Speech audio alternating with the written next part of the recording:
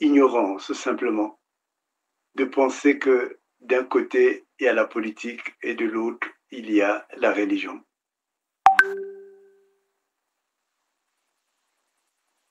Quand, en tant que sociologue, je regarde l'évolution de la pensée politique, en réalité, y compris même en termes de laïcité, et pour ceux qui ont étudié la pensée occidentale, la loi de 1905 est venue pour certainement ordonner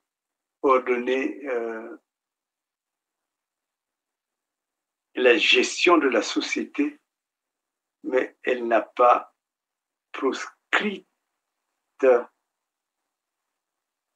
à la fois la politique dans la dimension religieuse, mais aussi la religion dans la dimension politique. En clair, je l'avais dit, et ceux qui étudieront tôt ou tard ma pensée s'en rendront compte que je relève la pensée qui consiste à dire que le même Dieu qui s'est révélé dans sa dimension théologique est le même Dieu qui a donné, du point de vue téléologique, une finalité à la pensée religieuse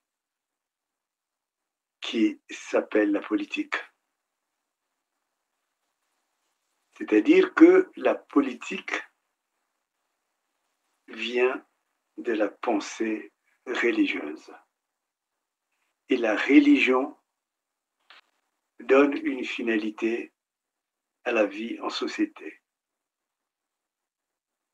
Donc, ne vous méprenez pas et ne tombez pas dans l'illusion qui consiste à penser que la politique, c'est le jeu des intérêts.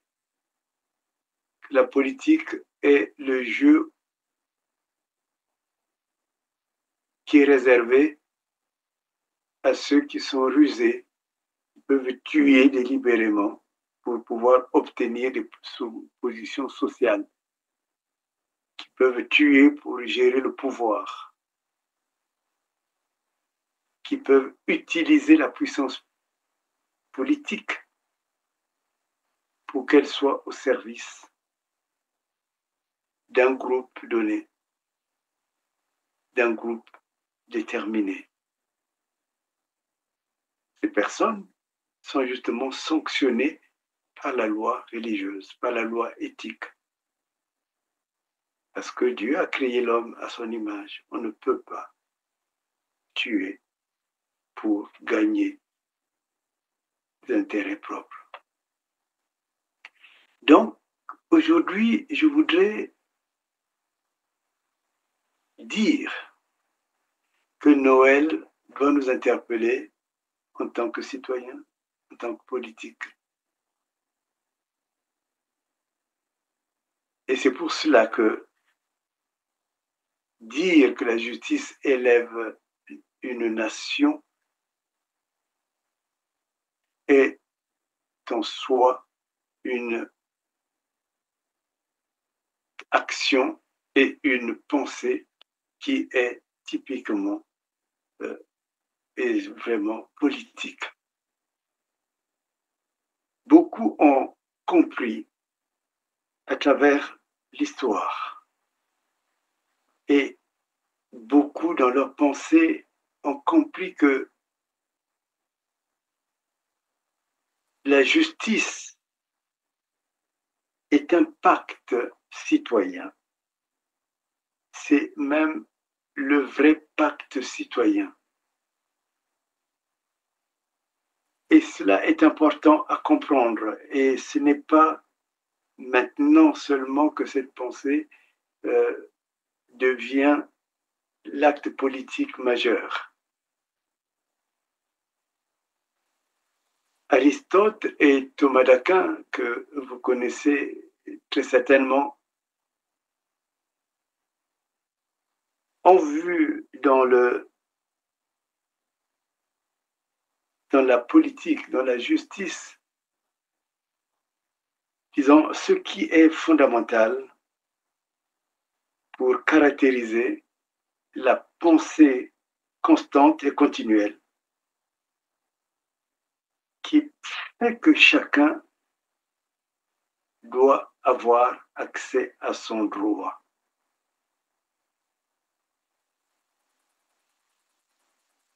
Vous savez que,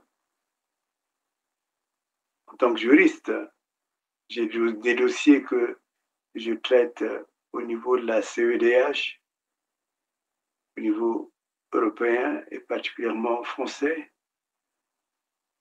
Et maintenant, on a élevé la notion d'accès à son droit, la notion d'accès à un juge qui soit équitable au rang des droits qui permettent de rendre la vraie justice. Donc, quand eux, Aristote et le théologien très célèbre et très connu, Thomas d'Aquin, ont dit dans la justice, dans ce verset, la justice qui permet d'établir une volonté au sein d'une nation, qui permet de donner à chacun son droit. Ils ont vu très loin et ils ont établi ce que chacun veut dans la société dans laquelle il évolue. Cela est important pour certaines nations de le comprendre. Et même la création d'une nation n'a de sens que lorsque on arrive à traiter chacun de telle façon qu'il est sûr que dans sa communauté, que dans sa société, son droit sera reconnu.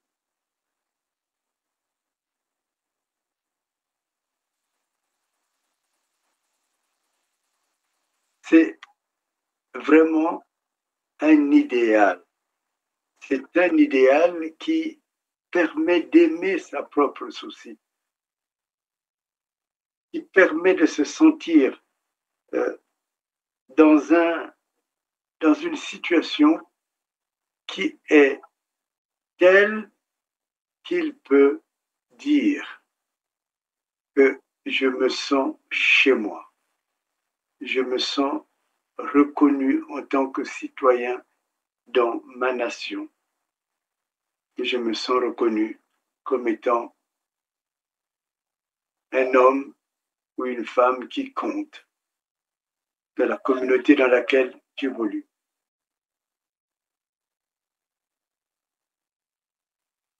La justice souligne aussi l'importance de ce qu'on appelle le troisième pouvoir. Si une société ne peut pas avoir une justice qui peut faire le contrepoids de tout le pouvoir, à la fois exécutif, mais aussi le pouvoir législatif,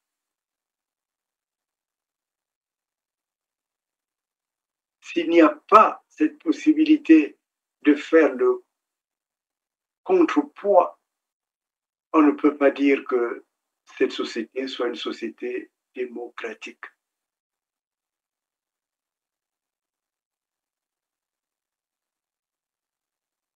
C'est donc un idéal de valeur. Les citoyens est alors reconnus comme étant la personne physique majeur à côté des personnes morales. Et la justice, lorsqu'elle a la primauté dans une nation, elle acquiert une dimension tellement cardinale que dans cette nation, l'injustice choque. Mais lorsque dans un pays, dans une nation, la justice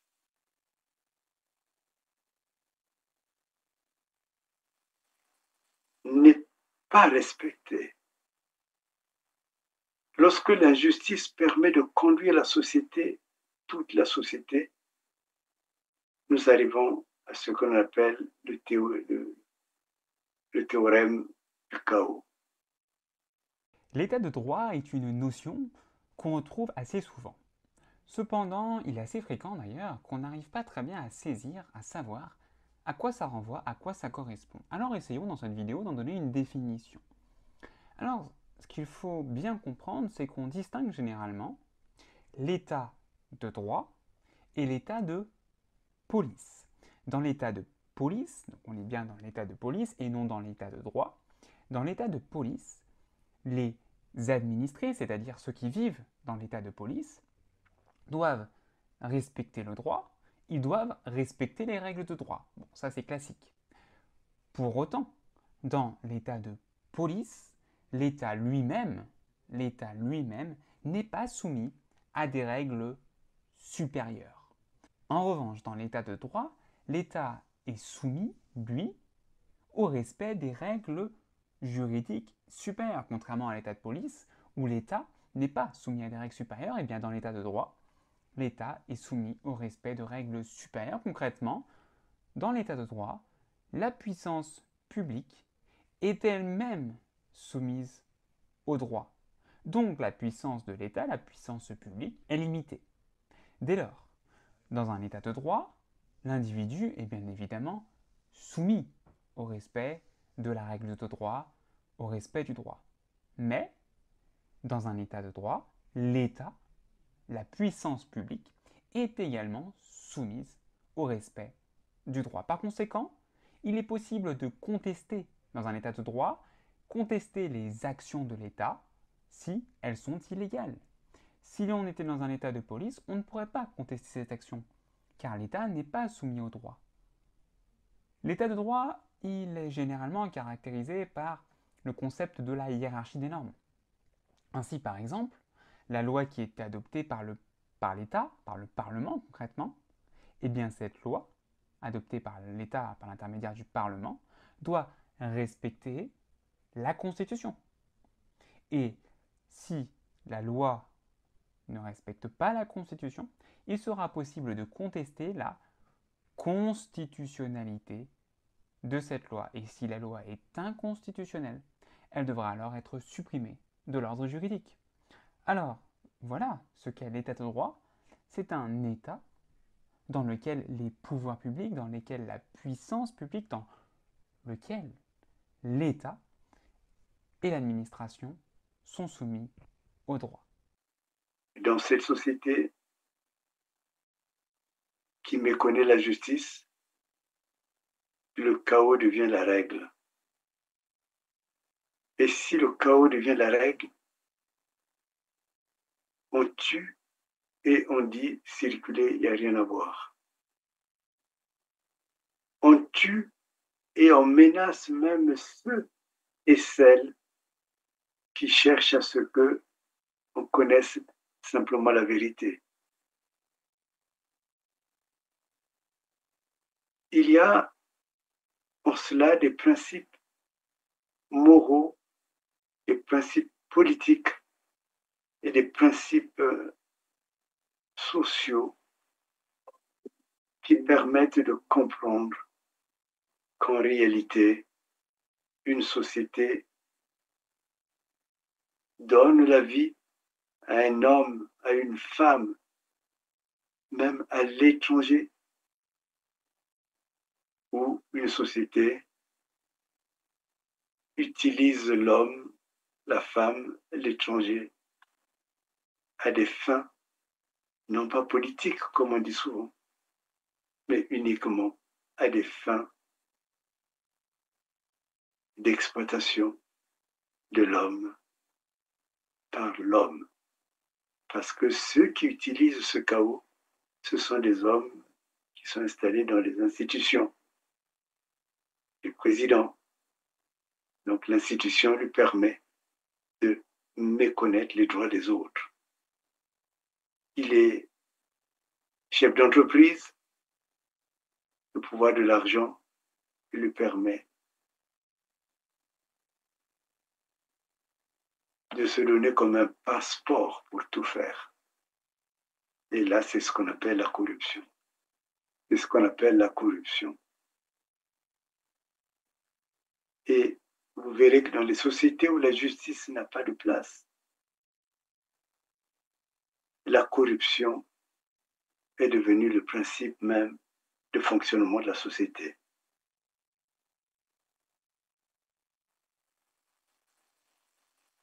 Et c'est pour cela que lorsque j'ai écrit mon livre sur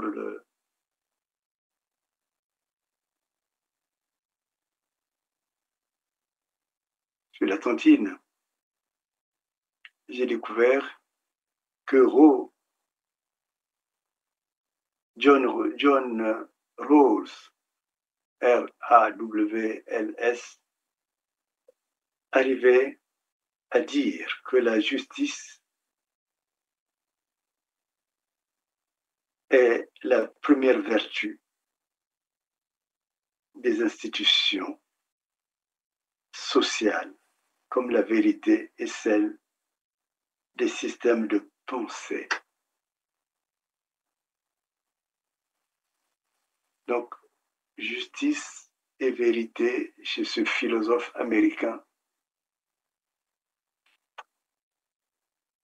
sont le fondement même de la vraie vie dans la société. Et sont les fondements de la valeur que l'on peut attribuer à une société. Lorsque j'ai écouté beaucoup de personnes qui ont émis des avis importants sur la situation du Congo, puisque le grand procès, pour l'instant, explore beaucoup d'aspects de la vie politique du Congo. D'abord, j'ai senti une sorte de ras-le-bol, et je dirais même d'effet bof, et je dirais même de la dimension dégoûtante de la présence de Sassou sur le trône, je dirais, dans la vie congolaise. Lorsque j'ai vu que Sassou qui dansait est devenu comme une sorte de momie, peut-être même on peut l'appeler la momie congolaise. Bon, je me suis dit qu'il y a certainement un éclaircissement à donner. Le premier éclaircissement, je le tire d'un archevêque, je crois, ou d'un évêque ivoirien qui a eu le courage de dire aux hommes politiques de son pays, aux femmes politiques, qu'il faut savoir partir. Il faut savoir partir. Il y a un moment, peut-être que tu es utile, mais il faut avoir l'intelligence de partir avant que tout le monde ne cherche à te faire partir. Cette leçon, Sassou n'a pas l'intelligence de la tirer. Mais maintenant, on commence à voir que même ceux qui avaient peur se sentent vivre dans une injustice politique, économique, salariale, qui atteint tel niveau de dégoût qu'on n'hésite plus à penser Sassou comme étant quelqu'un qui est nuisible pour le Congo. Au niveau international, on commence aussi à se rendre compte. Il ne faut pas qu'il compte sur les embrassades de Notre-Dame, la poignée de main de Notre-Dame, pour penser qu'il a sa place dans la communauté internationale. La communauté internationale est peut-être pour le politique qui ne connaît pas ses codes.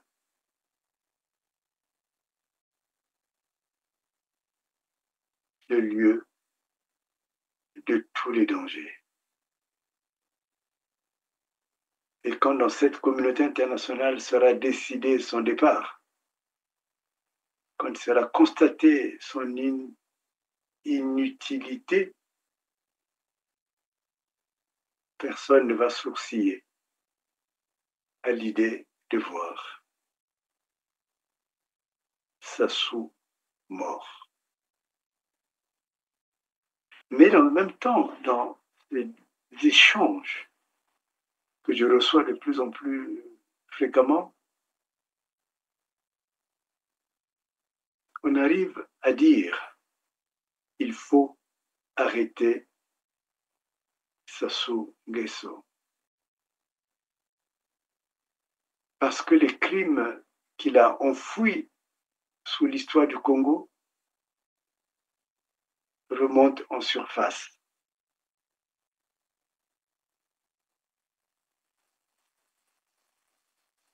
Et ces crimes qui remontent en surface non seulement rendent nauséabond l'espace politique congolais, mais également poussent à explorer certains dossiers de la justice, et parmi lesquels l'affaire de Ngouabi. Pourquoi cette affaire de Ngouabi est importante? Parce que c'est l'assassinat volontaire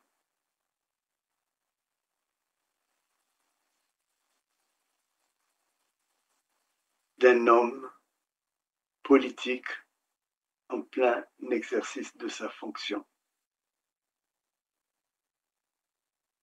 Sa fonction de chef d'État.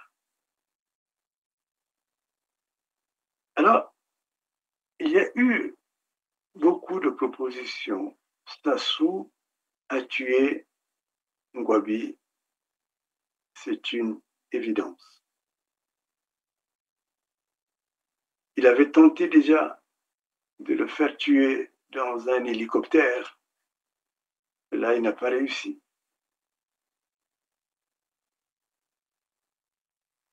Après, il est arrivé à ce qu'il voulait en le tuant, en le faisant tuer en plein après-midi dans sa résidence. Marcel Oba, il conduisait d'une main et il demandait les armes, les armes. Moi je dis, va prendre les armes dans notre atelier. Et à sa droite était assis le sergent Ngouabi. Et j'arrive à la porte du camp du 15 août, je rencontre Issambo qui sortait de chez lui, avec 2 ou 3 militaires. Il me dit, Yves, toi qui as des troupes, qu'est-ce qu'on fait? J'ai dit, mais on va à la présidence. Il me dit, ok, on s'en va. Alors on fait mouvement, et lui et ses 2 ou 3 militaires, et ma petite troupe, donc nous descendons vers la présidence. Alors, on arrive 50 mètres, on a progressé 75 mètres, on rencontre un militaire qui vient du côté de la présidence. Il vient en courant, il nous rencontre, et il nous dit, le président est gravement blessé là-bas, c'est le capitaine Motondo qui lui a tiré dessus. Alors moi je dis, mais le capitaine Motondo c'est moi. Il dit, non, excusez-moi, mon capitaine, c'est le combattant Motondo. Je dis, il n'y a pas de combattant Motondo dans l'armée. Eh oui, vous riez, mais moi j'ai failli prendre. Hein. Et Isambo lui dit, mais tu es fou quoi. Allez, fous le camp. Parce que nous pensions que, je ne sais pas moi, qu'est-ce que j'étais devenu. J'ai dit, Isambo, alors on continue la progression. Alors, on avance un peu et Landry revient en courant. Lui, il était parti, il me tient par la chemise, il me dit, mon capitaine, ce n'est pas la peine de bouger. Tout le monde nous accuse d'avoir fait un coup. Mais ça, nous avons fait un coup. Lequel? Je dis, oui, mais il paraît que le président a été blessé, c'est nous, c'est le BI. Mesdames, messieurs les conférenciers, vous ne pouvez pas savoir dans quelle situation on se trouvait en ce moment-là. Chaque fois que nous allions aux entraînements, nous étions suivis par la sécurité d'État. Aux réunions hebdomadaires, mes officiers m'ont demandé qu'on leur tende une embuscade et qu'on leur casse la gueule. Je leur ai dit non, on ne fait pas comme ça. Laissez-les nous suivre jusqu'au moment où ils seront fatigués, ils se rendront compte que nous faisons nos entraînements normalement. Alors donc, c'est dans ce contexte-là. Alors le BI, c'est des coups d'État, le BI, Motondo s'entraîne comme Diawara, celui-là mon vieux, qu'est-ce qu'il va devenir? Qu'est-ce qu'on n'a pas rapporté? Et voilà le président vient mourir dans ces conditions-là. Et c'est le BI, c'est Motondo. Alors nous revenons, nous rebroussons chemin. Alors là, je dis à mes gars, écoutez, on retourne. Alors, qu'ils fassent comme ils veulent, nous retournons dans notre caserne. Nous revenons vers notre caserne, nous arrivons au portail, et nous retrouvons donc le commandant Kouma qui était descendu. Je vous ai peut-être pas dit qu'au moment où je descendais avec au Congo Nicolas qui montait. Donc il redescend aussi vers le portail. Et nous restons tous là à attendre. On ne savait pas trop bien que faire. À ce moment-là arrive Mbia. À ce moment-là arrive Mossi Poso, il est ici, le colonel. Quelques temps après, arrive le général Ngolo. Il est descendu une jeep. Je crois qu'il avait un casque, je ne me souviens plus très bien, mais enfin lui il sait. Alors, arrive également Okemba. Et il y a un conciliabule entre eux, moi je ne faisais pas attention. Et Ngolo vient me prendre par le bras, par la main droite. Il me dit, Motondo, viens avec moi. Je le suis doucement, je ne comprenais rien. Alors il appelle le commandant Kouma, il dit, tu prends Motondo, tu l'amènes dans ton bureau, que personne ne l'approche. Alors mes gars comprennent que c'est une espèce d'arrestation. Ils disent, ah non, alors dans ces conditions, nous ne laissons pas le capitaine tout seul, nous étions avec lui, et nous allons partir avec lui. Nous rentrons dans le bureau du commandant Kouma, nous nous asseyons, nous enlevons nos ceintures, nous les posons, les armes, et on attend. Je ne sais pas combien de temps après, le téléphone sonne, le commandant Kouma décroche, il bavarde un peu après l'approche, il me dit, ah oui mon petit, mais voilà, c'est Kadidi qui a fait le coup. Toi tu étais... Attendez. Ne vous énervez pas. Toi, tu étais avec moi. Mais c'est logique, ça se comprend maintenant. Il y a même sa voiture, il y a tout là-bas. J'ai dit, mon commandant, écoutez, ne vous excitez pas aussi. Trouvez l'assassin. Parce que je me rends compte que vous m'avez enfermé là. Ah, c'est moi que vous accusez d'assassin.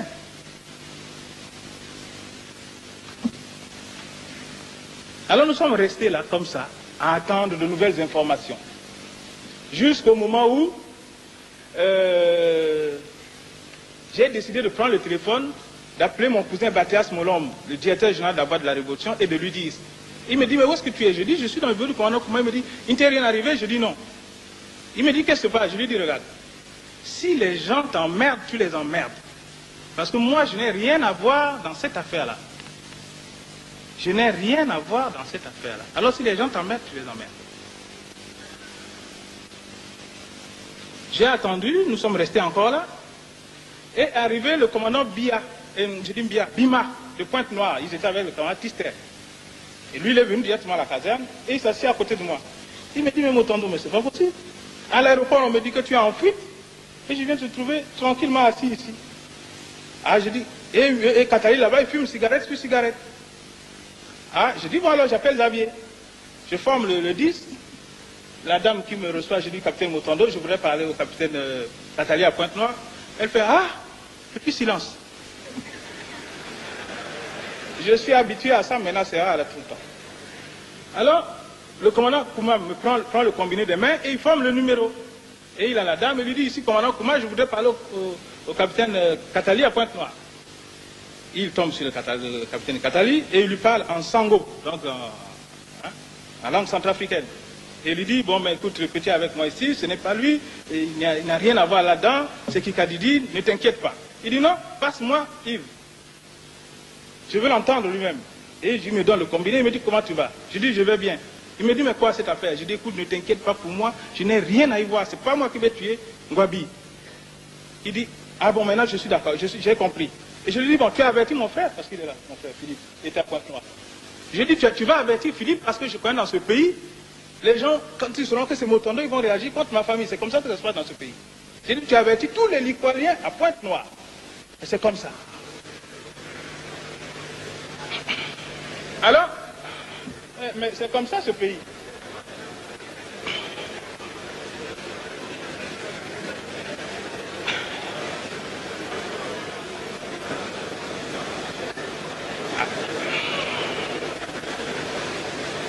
Alors, messieurs, mesdames les conférenciers, nous passons la nuit. Je ne suis pas sorti ce soir-là parce que j'avais ouï dire que mes parents à Potopoto étaient menacés. Je voulais sortir, les autres m'ont retenu. J'ai passé la nuit.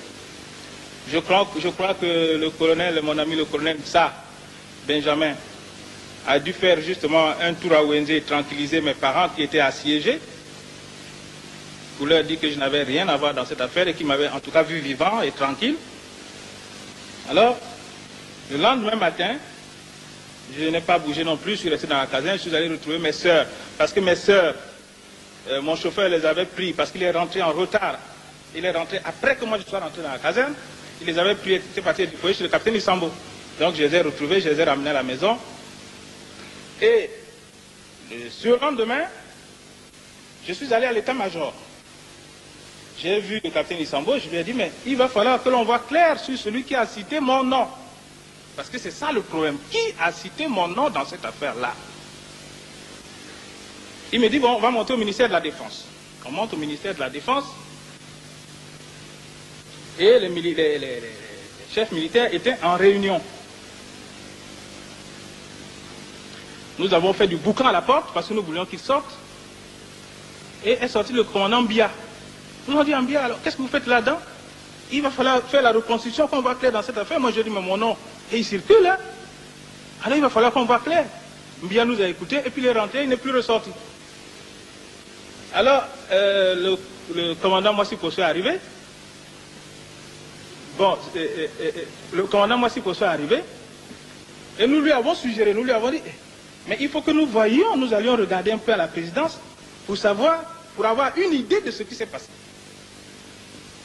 Alors donc nous nous sommes retrouvés, Moissi Posso, Isambo, Ngobo, Ewolo qu'on avait fait chercher, et moi, donc nous sommes partis à la présidence. Nous avons fait une espèce de reconstitution. Ce qui était curieux, c'est que à la présidence, ce jour-là, la présidence était vide. Une affaire bien organisée. Les deux motards qui devraient être de permanence n'étaient pas là ce jour-là. Il y avait un qui avait sa moto en panne, et je ne sais pas quoi. Et quand le commandant Moissi Posso a dit, ah oui, mais vous n'étiez pas là, on va au fusiller, hein, il est tombé évanoui. Alors, l'autre chose qui m'a intrigué, c'est qu'on n'avait même pas marqué l'endroit où étaient tombés les corps. J'ai dit, mais comment ça? Et puis après, on nous demande à Ewolo d'apporter les armes, il les apporte toutes comme ça dans les mains. Moi, je dis, mais c'est pas vrai. Ces armes qui sont des pièces à conviction sur lesquelles on doit faire des analyses. Et puis on les tient comme ça. Bon. Alors on décide, entre autres choses, hein, parce qu'on a marché, on a regardé, etc., etc. On décide d'écouter Okamba et Ontou. Alors on enferme Okamba dans une chambre et on écoute Ontou. Ontou nous raconte comment le véhicule est arrivé, comment le capitaine, lui, il est sorti, ils sont sortis de leur bureau, ils ont rencontré le capitaine à la porte. Le capitaine, ils ont dit, ils n'ont pas dit le nom. Ensuite, il nous dit, le capitaine s'est présenté comme étant le capitaine Motondo. Bon, je le regarde, je ne sais même pas s'il savait que c'était moi le capitaine Motondo, puisque moi j'étais là. Donc nous écoutons tout ça, et on enferme maintenant en dessous dans une chambre, et on sort au Kamba. Au Kamba nous dit, il ne s'était pas présenté. Parce que s'il s'était présenté comme étant le capitaine Motondo, moi je l'aurais reconnu même maquillé parce que je connais depuis le bâtiment para. Bon, qu'est-ce que vous voulez qu'on fasse dans ces conditions-là? On a enregistré ça comme ça et chacun de nous a rejoint son corps. Le dossier jusqu'à présent n'a jamais été clôturé, même pas ouvert. Et pourtant, il faut l'ouvrir.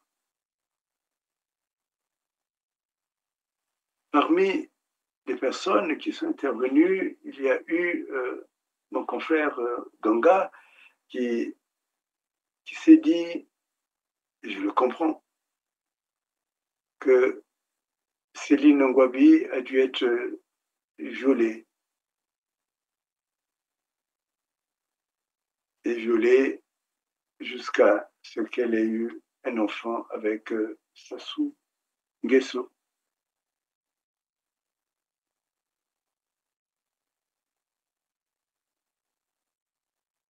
Je voudrais dire qu'au fond,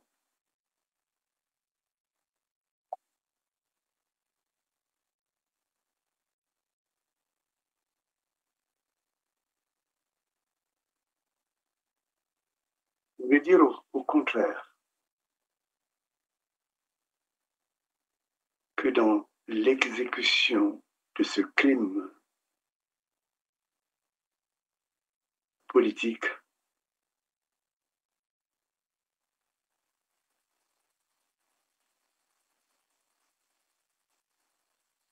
la justice qui n'a jamais voulu écouter ou entendre Céline Mvuka,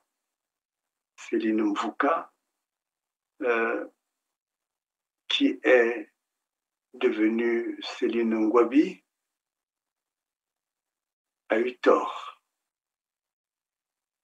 Je pense que Céline Mvuka est complice de l'assassinat de Ngouabi Marien.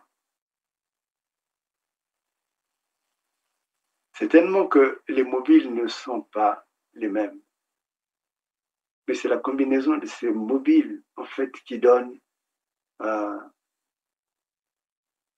la présence de Céline Mvuka dans le dossier de l'assassinat de Marien Ngouabi par Sassou Nguesso, du relief. Il y a eu certainement une combinaison de mobiles parce que Céline Mvuka, selon les informations que j'ai pu rassembler, s'est sentie délaissée par Marien Ngouabi, qui a jeté son dévolu sur Germaine Mvuka.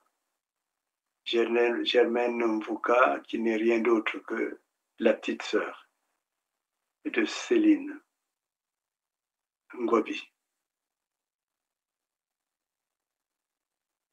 Et c'est sans doute, mais cela, c'est justement l'enquête qui le déterminera, parce qu'il s'agit d'un crime, et que, en tant que crime, il n'y a pas de prescription. Donc, tôt ou tard, il faudrait que Mvuka parle. Il faudrait que Céline Mvuka parle. Et donc, il est vraiment fondamental que la justice à ce niveau se rende. Le comité militaire du parti, le général Yombi, a dit que ça s'est formé après, au moins 2 semaines après l'enterrement de Marien Ngouabi. Mais avant, les communiqués du comité militaire du parti passaient. Donc le comité militaire du parti était déjà formé avant même le procès de Marien Ngouabi. Monseigneur, lorsque M. Okoko a présenté son livre, Monseigneur, il y a quelque chose qui a échappé à M. Okoko. Madame Céline Ngouabi, après le repas de son mari, assiste à une bagarre. Pendant le procès, personne n'a parlé de cela. Pourquoi la conférence ne peut-il peut-elle pas interpeller Céline Ngouabi ici dire qu'est-ce qui s'est passé lorsqu'il y a eu bagarre?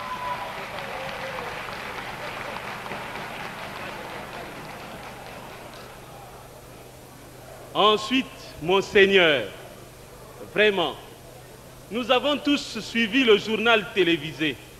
Il y a un témoin qui s'est proclamé témoin privilégié.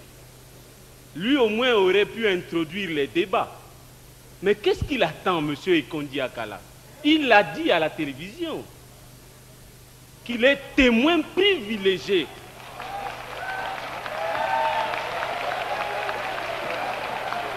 J'en ai terminé, Monseigneur. Parce que sinon, il y aura toujours une sorte de zone d'ombre. Or, il faut que l'on puisse éclaircir pour l'intérêt de la justice, pour l'intérêt de la conscience, comme j'ai vu, comme nous avons dit, et pour l'intérêt de l'idéal citoyen du Congo. Il est important que l'on puisse savoir qui a commis un tel crime, quels ont été les mobiles, et je dirais, pour servir quel intérêt. À partir des années 60 et jusqu'à aujourd'hui, les réseaux focards sont extrêmement actifs et produisent dans plusieurs pays des circonstances politiques tout à fait grotesques. Des dictateurs déguisés en démocrates pour le bien de la cause, des élections truquées qui frôlent la parodie, des familles dynastiques qui restent au pouvoir pendant des décennies alors que ceux qui tentent de les renverser sont combattus comme des rebelles et des terroristes. C'est la fameuse France-Afrique. Un nouveau type d'empire français, un empire qui refuse de prononcer son nom. Une machine bien huilée par la corruption systématique d'un réseau d'élites africaines parfaitement satisfaites d'être les complices du pillage de leur pays. Évidemment, tout ça est quelque peu abstrait et facile à dire sans exemple concret, donc, les amis, je vous propose d'examiner quelques cas notoires et particulièrement évocateurs afin de mieux comprendre comment se déploie vraiment cette fameuse France-Afrique, et ce, jusqu'à aujourd'hui. Commençons avec le Cameroun, puisque ça illustre très bien la stratégie de fausse indépendance dont il était question plus tôt. Durant les années 50, les indépendantistes du Cameroun se réunissent dans un parti appelé l'UPC. Pendant des années, la France les emprisonne, les réprime et va même jusqu'à assassiner 2 de ses leaders. Une fois les indépendantistes en déroute, ils installent à la tête du Cameroun un leader favorable à la France, Amadou Ahidjo, et s'assurent qu'il reste au pouvoir par la fraude électorale. On dira plus tard d'Ahidjo, on avait quasiment tout fait pour lui en mettant des paquets de bulletins dans l'urne. Dans l'armée camerounaise, presque tous les officiers sont français. Paris garde le contrôle sur les ressources stratégiques du Cameroun tout en combattant avec l'aide d'Ahidjo les véritables indépendantistes dans ce qui deviendra une guerre civile tragique, la guerre du Cameroun. Ahidjo, l'homme de la France, reste au pouvoir pendant 22 ans, instaurant un régime autoritaire où la corruption frôle la caricature. L'argent du pétrole est déposé directement dans des comptes en France et en Suisse, alors que des milliards de dollars sont détournés dans les poches du régime et des pétrolières. Lorsque Paris sent que Ahidjo devient un problème, on lui choisit un successeur, un certain Paul Biya. Appuyé par la France, il applique à la lettre les demandes de la Banque mondiale et du FMI en réduisant les salaires de l'État par 60% pour rembourser la dette. Avec une fortune évaluée à au moins 200 millions de dollars, Paul Biya est toujours au pouvoir aujourd'hui. À 90 ans, c'est le plus vieux chef d'État du monde. Bientôt, avec l'aval de la France, son fils prendra le relais. Et la farce continue. Un autre exemple similaire, c'est celui du Togo. Quand le premier président Sylvanus Olympio tente d'affranchir le Togo du franc CFA et d'équilibrer les relations avec la France, il est assassiné par un protégé de Paris qui deviendra bientôt lui-même le président pour le reste de sa vie, Gnassingbé Eyadema. Eyadema dirige le Togo pendant presque 40 ans, maintenu au pouvoir par de multiples interventions militaires de la France en sa faveur. Hier, par 2 fois, les avions Jaguar ont survolé la capitale Lomé. Les 200 parachutistes français, eux, sont stationnés. L'intervention française a, semble-t-il, rassuré et renforcé même le pouvoir du général Eyadema. En échange, des ententes sont signées afin de permettre à la France d'user comme elle l'entend de toutes les ressources stratégiques. À sa mort, son fils prend sa place. Et encore aujourd'hui, c'est Faure Gnassingbé qui dirige le Togo. Continuons avec un cas particulièrement d'actualité, le Gabon. Dès le début des années 60, notamment grâce à des réserves de pétrole abondantes, le Gabon devient un peu le cœur de la France-Afrique. Dès l'indépendance, un proche de la France nommé Léon Mba est établi comme président du pays, jouissant de presque tous les pouvoirs et interdisant tous les autres partis politiques. Encore une fois, des ententes sont signées avec la France pour l'accès aux ressources en échange de la protection de son régime. Ainsi, lorsqu'il est renversé pour établir une vraie démocratie en 1964, Jacques Foccart mobilise une intervention militaire de la France et Léon Mba est réinstallé par les armes. On lui conseille alors de se nommer un dauphin, quelqu'un qui pourrait prendre sa place en cas de problème. Jacques Foccart et Charles de Gaulle choisissent pour lui un vice-président, un certain Albert Bongo. Bongo devient rapidement le vrai leader et naturellement c'est lui qui prend le pouvoir à la mort de Léon Mba. Or, ce que plusieurs ignorent, c'est que non seulement il a été choisi par les réseaux Foccart pour assurer un approvisionnement en pétrole à la France, mais encore plus, c'est littéralement un ancien agent des services secrets français. Parfois, la réalité dépasse la fiction. On surnomme le Gabon Foccarland tellement le pays agit comme base arrière des réseaux Foccart. Des mercenaires français établissent leurs activités au Gabon. Ce sont les hommes de Bob Denard. Au fil des années, ils participent à une foule d'interventions clandestines, de guerres civiles et de coups d'État un peu partout à travers l'Afrique. Pour le reste de sa vie, Albert, devenu Omar Bongo, organise l'extraction du pétrole gabonais au profit de la France, tout en détournant des milliards pour son bénéfice personnel. On apprendra plus tard que la pétrolière française Elf Aquitaine verse à Omar Bongo une prime secrète pour chaque baril de pétrole et chaque contrat. En fait, un cadre de la pétrolière confiera sous serment dans une enquête que l'entreprise versait environ 50 millions d'euros par année à Omar Bongo à travers des comptes suisses en échange de l'accès aux gisements de pétrole. L'affaire Elf passe à l'histoire comme le plus gros scandale politico-financier depuis la fin de la Seconde Guerre mondiale.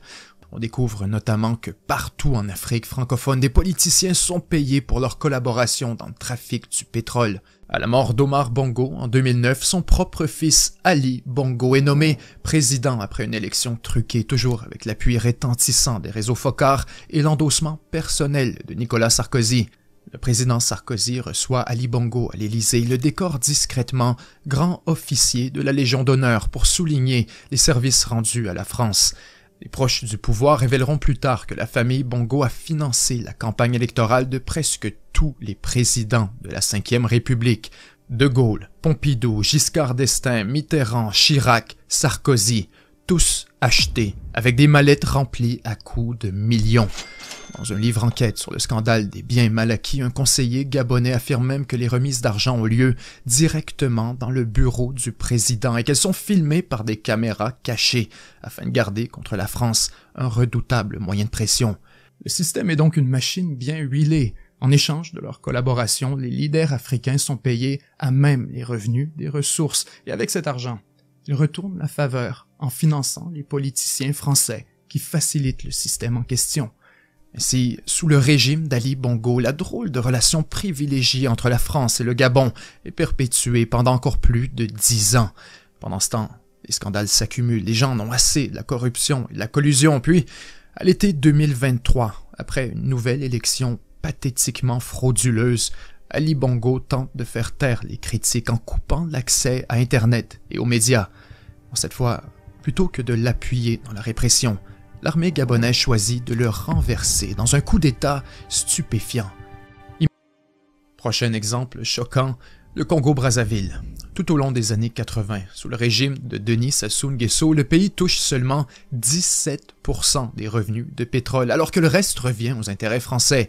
Une entente extrêmement avantageuse, surtout lorsque comparée aux fameux 50-50 de plusieurs pays arabes. Pour le dire autrement, le Congo fait rire de lui.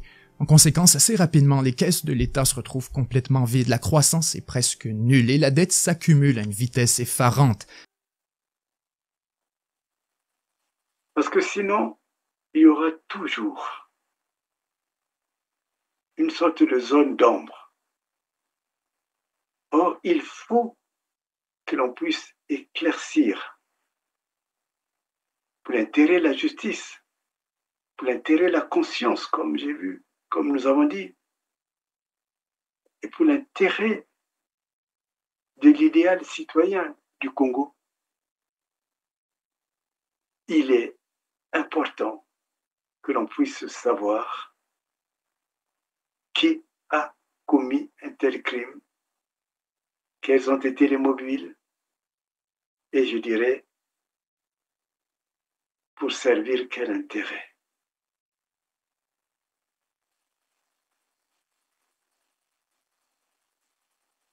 Cela permettra après de pouvoir chercher la vérité sur d'autres crimes qui ont été commis, mais cette fois sur la main directe, sur le commandement direct de Sassou Nguesso. Et parmi les principaux, je dirais le cardinal, bien entendu, même si une sorte de foutaise est allée, semble-t-il qu'il ait écrit au pape pour que l'on puisse examiner le dossier de Biayenda à Rome. Rome qui n'a pas besoin de Sassou Nguesso pour pouvoir prendre sa décision dans cette instruction. Mais il y a aussi l'assassinat de Massamba Deba, et pour lequel il y a beaucoup de facettes qui sont, disons, des facettes jusqu'à présent non explorées. Il y a eu des personnes qui ont payé de leur vie et il faut que l'on puisse examiner ce dossier. Mais il y a aussi, je dirais plus loin, il en a tellement commis, il y a Anga qui a été assassiné, et parmi ceux qui ont eu la charge de cette sorte d'expédition dirigée par Sassou Nguesso lui-même, il y a un des, je ne sais pas s'il était colonel à l'époque ou pas, qui s'est cru dans une action importante, et malheureusement, il en a payé lui-même aussi la vie, parce que Sassou ne veut pas laisser de traces. Quand il a tué, il ne laisse pas de traces.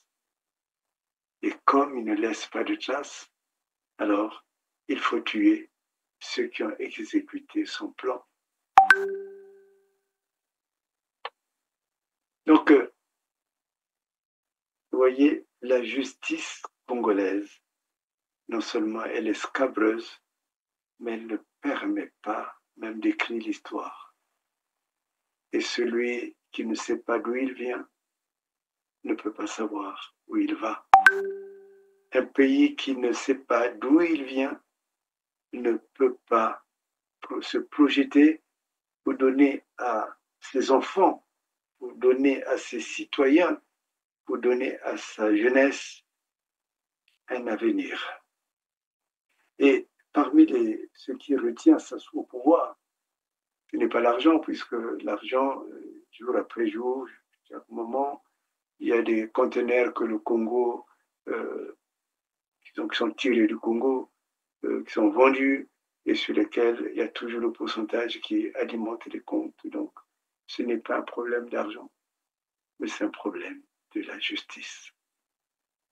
Sassou a peur de la justice. Même cette fameuse filiation politique qui consiste à penser que son fils deviendrait l'héritier du trône au Congo, c'est uniquement une démarche qui consiste à dire « au moins mon fils ne me exposera pas à la justice ».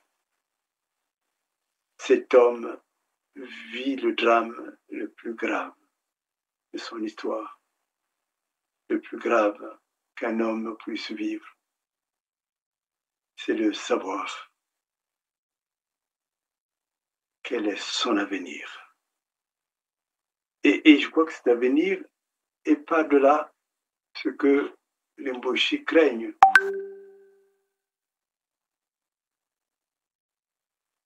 Il s'agit certainement de l'avenir des Mboshi, mais c'est surtout l'avenir d'un homme qui est devenu une véritable momie.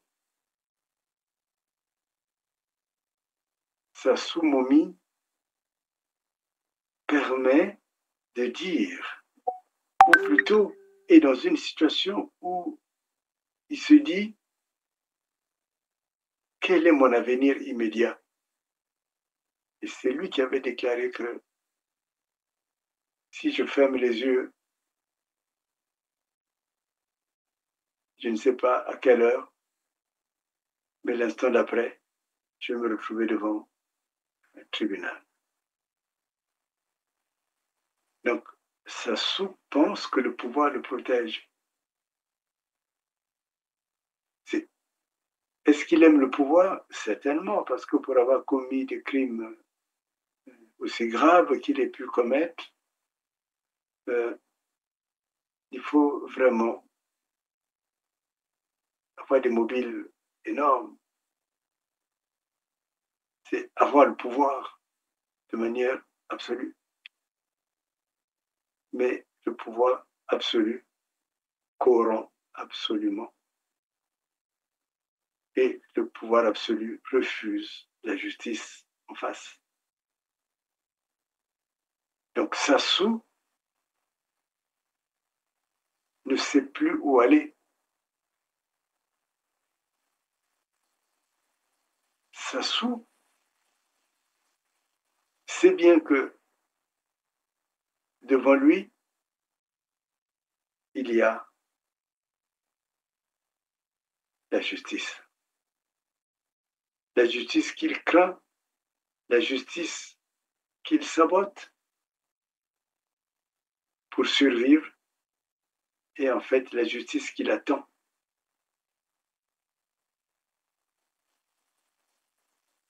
Donc il est important pour le Congo de connaître la vérité. Donc mot de le penser, comme disait John Rowe, la vérité en tant qu'élément cardinal pour penser juste.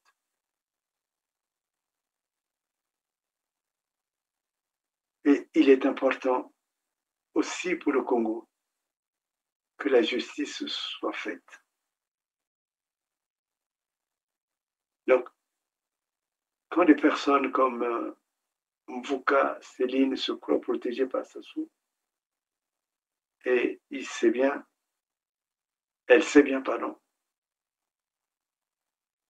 que tout le monde connaît même là où elle habite. Elle sait bien que d'une manière ou d'une autre, elle devra rendre des comptes à la justice.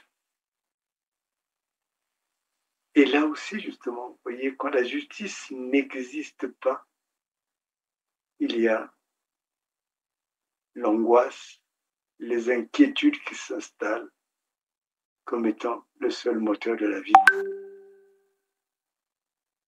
Elle peut avoir la vie qu'elle a. Quand je regarde le dossier qui m'a été préparé par rapport à Mvuka,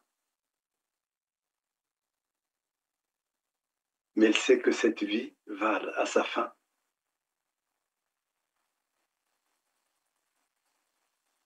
Elle sait qu'il n'y a rien de caché sous le soleil. Et donc l'absence de justice engendre l'angoisse, engendre les inquiétudes, mais engendre aussi des attitudes criminelles. Parce que ce n'est plus seulement de l'ordre de la morale, mais c'est de l'ordre de la politique. Et donc celui qui s'approche le plus du dossier de Ngouabi, eux, ils ont le sentiment que le crime et leur protecteur. Mais en réalité, quand je dis eux, c'est Sassou et elle. Mais en vérité, le plus grand protecteur, c'est la justice. Si elle s'était livrée à la justice, je n'en sais pas quelles sont les mesures de clémence qui auraient pu être demandées. Parce qu'un peuple a la responsabilité dans la pratique de la justice. Est-ce qu'on aurait demandé le pardon à ce peuple, à cette justice? Quoi qu'il en soit, à un moment ou à un autre, justice aurait été rendue. Et c'est celle-là qui apporte la paix, qui apporte la vérité. Mais tant que l'on fonctionne d'une manière ou d'une autre, en se disant je suis protégé par Sassou, et Sassou qui se dit je suis protégé par mon fils, la nation congolaise ne peut pas s'élever. Et comme elle ne peut pas s'élever, alors on vit dans une nébuleuse totale. On ne peut pas croire à un avenir de cette nation.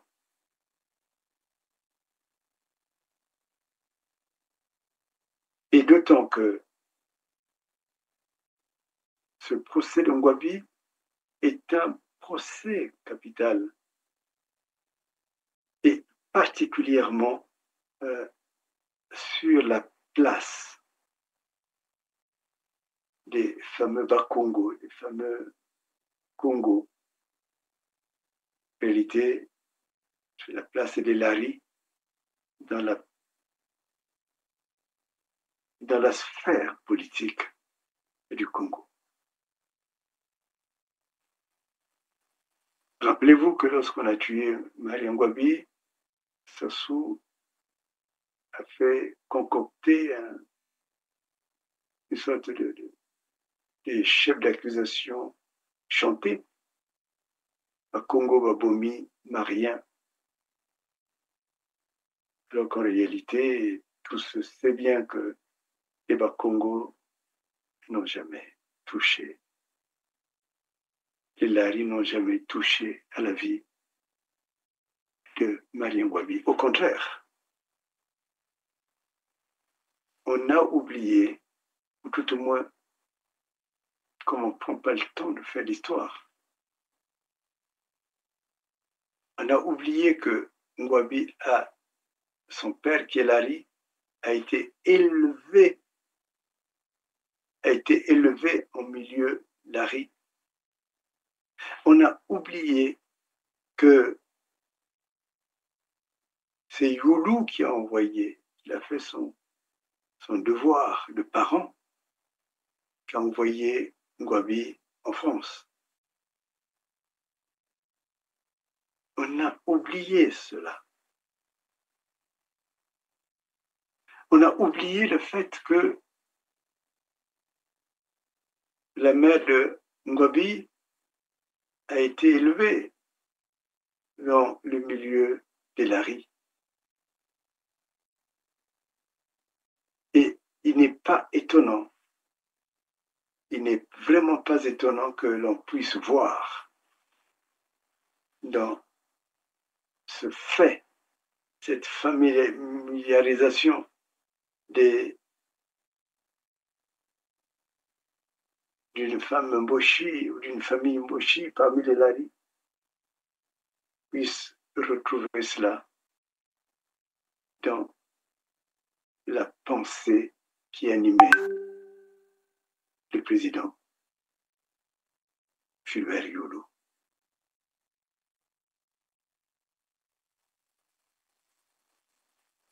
Ngwabi, c'est tellement qu'au début, et comme chacun de nous, souvent, on est plus proche de la maman. C'est pas quelles sont les situations qui ont fait que sa maman et son père se soient éloignés. Ngwabi, au début, je crois, même en arrachant le pouvoir à Massamba Deba, c'est beaucoup plus senti Mboshi. C'est peut-être cela aussi qui l'a rapproché de Mvuka, de Mvuka Céline.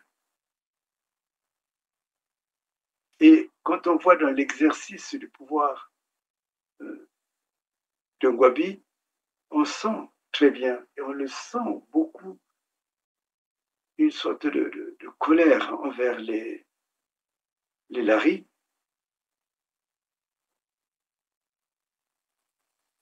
Et on voit bien dans la fameuse politique du Yaka Noki Noki, Tikenayu Futamawa, vient vite, vite, vite. Cette manière de faire entrer nos frères et sœurs du Nord dans la fonction publique, la responsabilité publique du Congo. Il y a chez lui comme un sentiment qu'il fallait rattraper une situation. Il fallait que ce qu'il voyait, que les autres Mboshi et les autres aussi, pas seulement Mboshi, puissent en bénéficier. Une sorte de politique de, comment on appelle cela,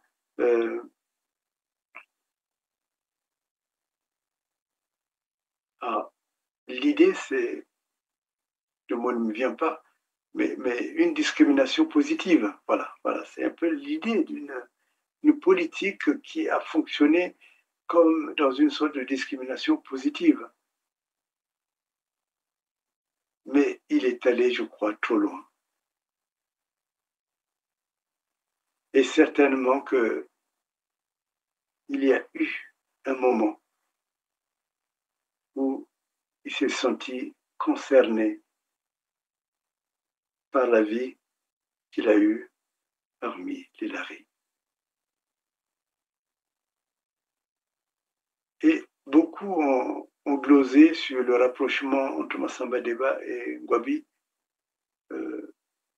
Je pense que ce jeune président Ngwabi, à un moment donné, a bien senti que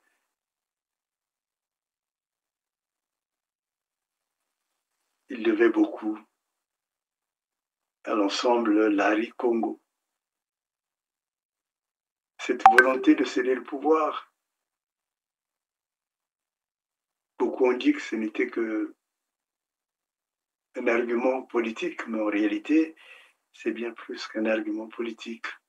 Et c'est cela certainement qui a justifié cette volonté criminelle de tuer Ngwabi chez Sassou, s'appuyant sur son amante qui était Mvuka Céline.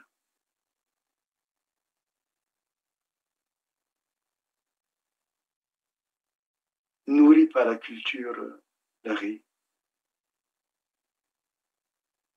Ngwabi a bien compris que la politique de discrimination positive en faveur des frères et sœurs du Nord avait des limites et qu'elle commençait à devenir même un vrai danger. Le danger qui s'est traduit plus tard à ce que j'ai appelé génocide des Lari, qui chez Sassou Nguesso, est devenu une véritable haine génocidaire.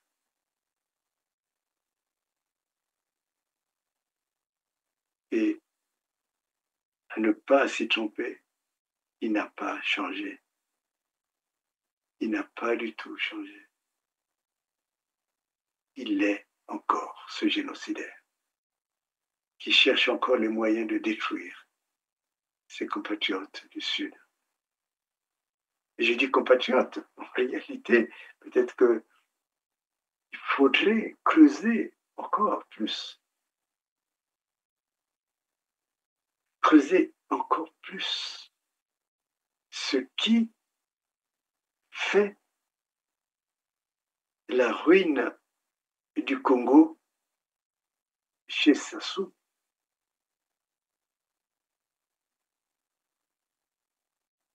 Maintenant, il n'y a plus de doute que Sassou est béninois,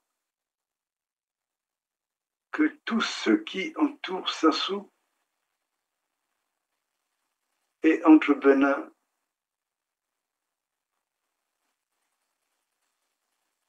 et Nigeria,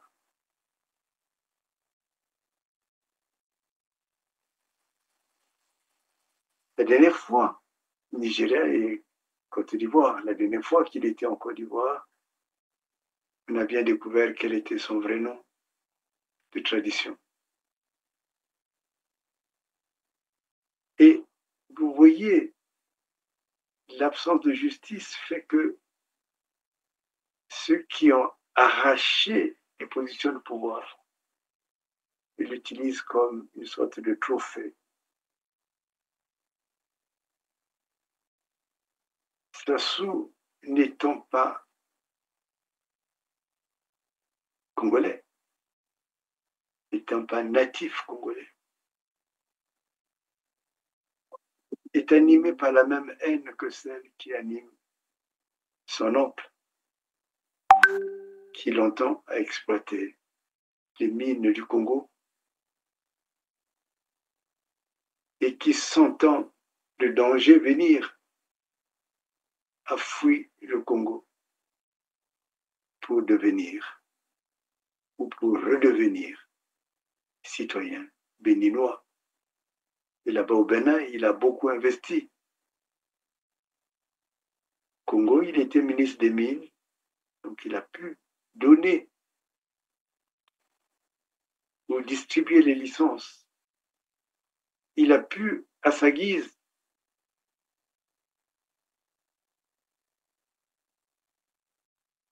faire des commerces, rassembler beaucoup d'argent.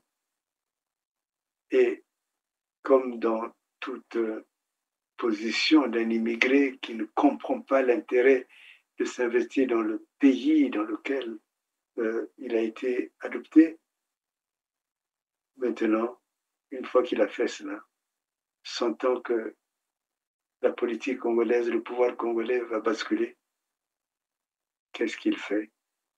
Il retourne au Bénin. Et c'est la même chose. On a parlé du côté de Pointe-Noire, des origines de Kinshasa, mais dans sa conscience, Madame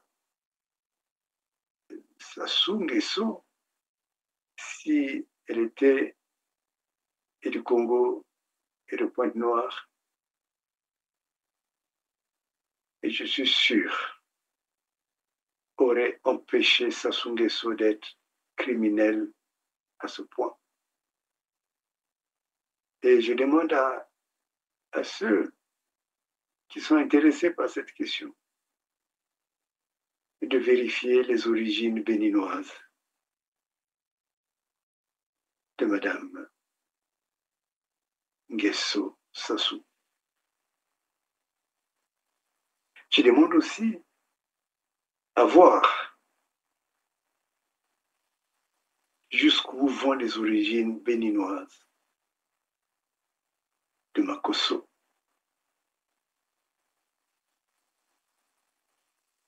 Il y a comme cela un souci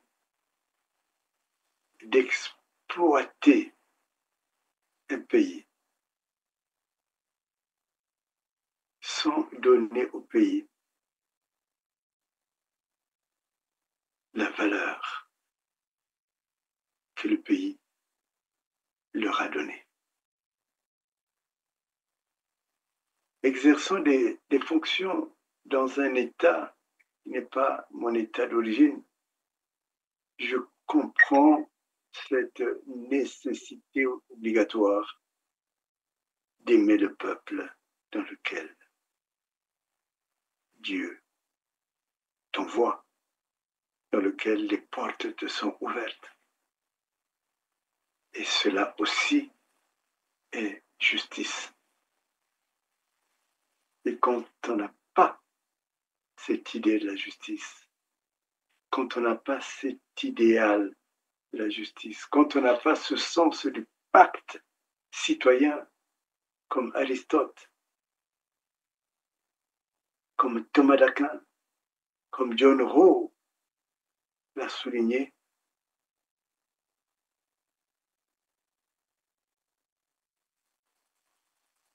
je crois qu'on ne fait pas de la politique.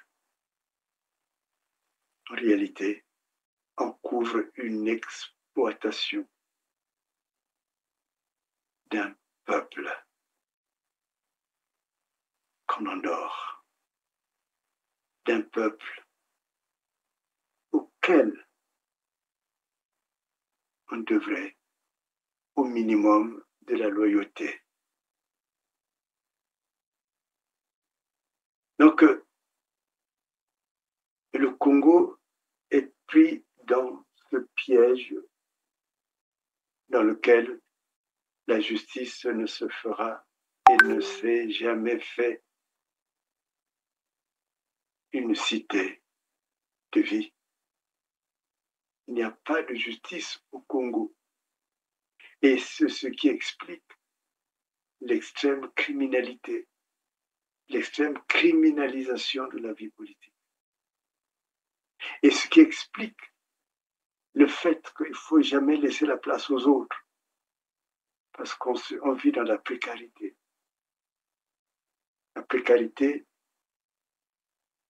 de l'instance du pouvoir. On ne sait jamais. On ne sait jamais. Mais ce qu'il faut savoir, c'est ce que je peux dire. Attendez-les. Attendez-les. On peut faire ce que l'on veut. Mais la terre, le créateur, celui qui a créé la terre, a des raisons que la raison politique actuelle ne connaît pas. Et il est intéressant pour les Congolais de penser cette sorte de décolonisation, de commencer à vouloir vraiment la fin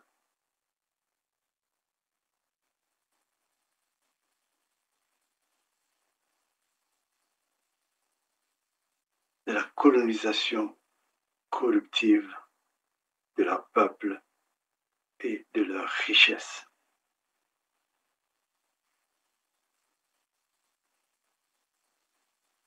Quand vous allez vouloir cela,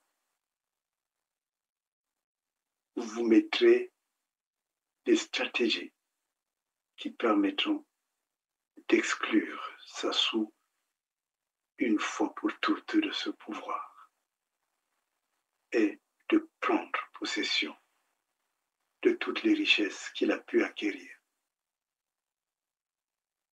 uniquement comme exploitant colonial de votre pays, notre pays.